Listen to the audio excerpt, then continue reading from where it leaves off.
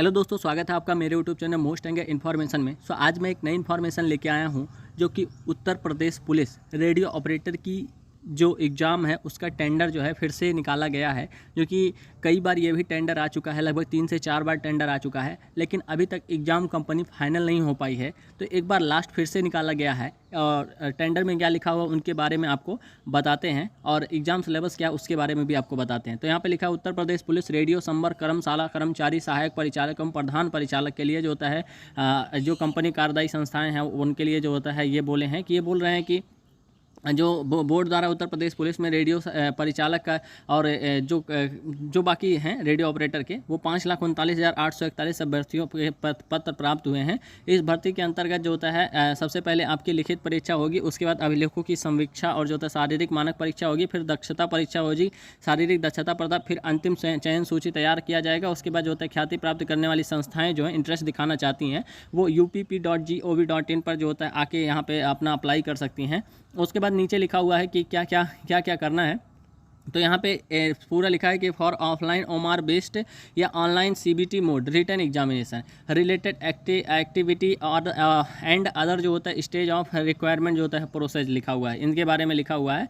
तो क्या लिखा हुआ है इनके बारे में चलिए पढ़ते हैं। तो पहला लिखा है data handling design and implementation and requirement to software. मतलब ये बोल रहे हैं कि डाटा जो होता है आपका जो इनको मिला है वो हम हैंडल करेंगे, ये सभी के बारे में है। उसके बाद जो होता है ये लिख रहे हैं कि OMR and answer sheet design through printing supply. मतलब आप अगर ओमार बेस पे एग्जाम करा रहे हैं तो आपको ओमार को डिज़ाइन करना है, प्रिंट करना है और सप्लाई करना है, इसके बारे में है। वहीं पे अगर आप यानी कि होता है पेपर जो यानी कि होता है setting question of paper offline, यानी कि होता है पेपर अगर ऑफलाइन करा रहे हैं तो आपके बारे में ये सभी क्राइटेरिया दिए हुए हैं कि आपको सिलेबस के हिसाब से आपको क्वेश्चन बनाने हैं, ये सभी के बारे में आपको दिए हुए हैं। फिर अगर आप पेपर ये इनके दूसरा कंडीशन है कि अगर आप पेपर ऑनलाइन बना रहे हैं तो आपका पेपर जो है ऐसा मतलब डिज़ाइन करना चाहिए, ये सभी के बारे में है। अगर प्रिंट ऑफलाइन यानी कि होता है printing and supply question paper offline कर रहे हैं तो इसके बारे में है।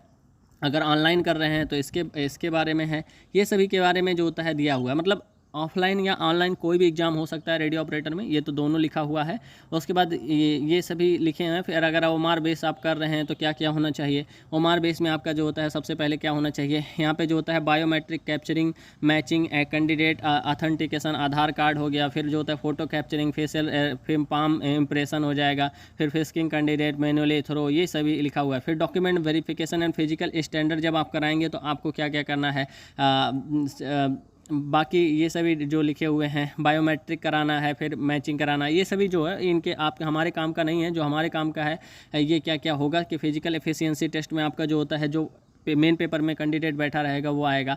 उसके बाद जो होता है यहाँ पे लिखा है जनरल कंडीशन आप होना चाहिए, ये सभी लिखा हुआ है। फिर उसके बाद जो होता है आप देखेंगे तो for online examination company should be, तो कई बार ये टेंडर है वो आ चुका है, बार बार आता है, लेकिन अभी तक कोई बार कंपनी फाइनल नहीं हो पाई है। तो आपकी बार आशा है कि आपकी जो 25 तारीख तक है, 25 तारीख सबकी लास्ट डेट रखी गई है, तो 25 तारीख अगर कंपनी फाइनल हो जाती है तो फाइनली आपका जो इंडक्ट है मतलब आपका जो एग्ज़ाम है वो मुझे लगता है समथिंग ये अगस्त चल रहा है आपका एग्ज़ाम जो है वो समथिंग नवंबर दिसंबर में कंडक्ट हो जाएगा। नवंबर और दिसंबर में कंडक्ट हो जाएगा, नवंबर से दिसंबर तक, क्योंकि अभी पेपर सब बने नहीं हुए हैं। तो नवंबर से दिसंबर तक कंडक्ट हो जाएगा एग्ज़ाम। उसके बाद जो होता है आपके जो सिलेबस आएंगे वो लगभग अभी पूरा डिसाइड नहीं है, लेकिन 400 नंबर का पेपर होगा, 400 नंबर का पेपर होगा, जिसमें जो होता है आपके 100 नंबर के जो होता है हिंदी रहेंगे, 100 नंबर के हिंदी, और उसके बाद जो होता है 100 नंबर की मैथ रहेगी। 100 नंबर की मैथ नहीं रहती है, उसमें रीजनिंग भी रहता है। 100 नंबर की मैथ रहेगी।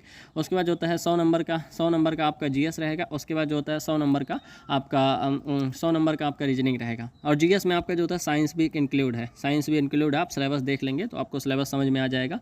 2 और 2.5 घंटे का जो इनका पेपर है, इनका 2.5 घंटे का पेपर है, 2.5 घंटे का इनका पेपर है, 2.30 का 2.5 घंटे के पेपर में आपको पूरा सब सॉल्व करना है। तो अभी ये नहीं पता है कि कितने नंबर ऑफ क्वेश्चन कितने आएंगे, लेकिन 100 नंबर का है तो लोग आशा लगा के चल रहे हैं कि एक क्वेश्चन 2 नंबर का रहेगा तो 50 क्वेश्चन है, मतलब 200 क्वेश्चन आपको 2.5 घंटे में सॉल्व करने रहेंगे। तो ये एक ओवरऑल इन्फॉर्मेशन थी जो कि रेडियो ऑपरेटर के बारे में थी, और निगेटिव नहीं है इसमें, एक अच्छी चीज़ है, आप पूरा दोनों 200 क्वेश्चन लगा सकते हैं। तो ये एक वीडियो थी जो मुझे लगा कि आपको देनी चाहिए। सो आई होप कि वीडियो आपको अच्छी लगी होगी। अगर वीडियो अच्छी लगे तो वीडियो लाइक करना, शेयर करना, सब्सक्राइब करना। मिलते हैं नेक्स्ट वीडियो में। धन्यवाद, नमस्कार, जय हिंद।